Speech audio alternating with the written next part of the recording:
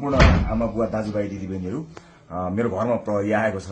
मैले समाचारबाट उच्च अदालतको आदेशबारे थाहा त पाएँ, तर बिना कुनै कागज अहिले यतिखेरसम्म मलाई केही पुलिस पनि दिएको छैन, कागज पनि दिएको छैन। मेरो घरभित्र आएर बेडरुमभित्र आउनुभएको छ, मैले सार्वजनिक पनि गरिसकेको छु।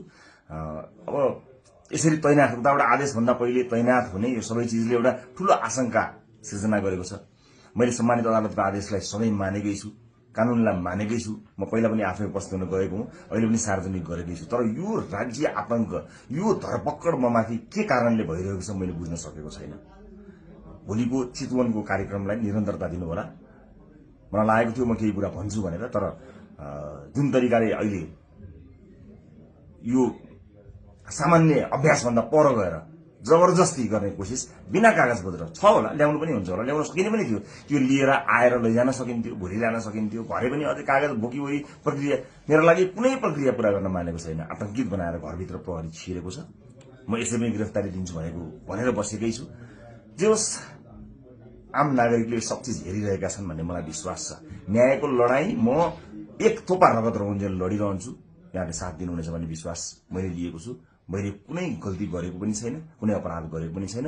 तर संसारकै सबैभन्दा ठूलो अपराधीलाई जस्तो ममाथि गरिएको यो व्यवहार आम जनताले हेरिरहेका छन् भन्ने मैले विश्वास लिएको छु।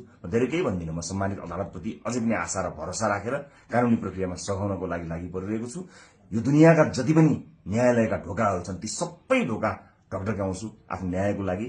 र मलाई थाहा छ यहाँहरूले सबै कुराको साक्षी बसेर हेरिरहनु भएको छ होला भन्ने मैले विश्वास लिएको छु। म यति जानकारी मैले दिनु उपयुक्त ठानेर मैले यो भिडियो रेकर्ड गराएको छु।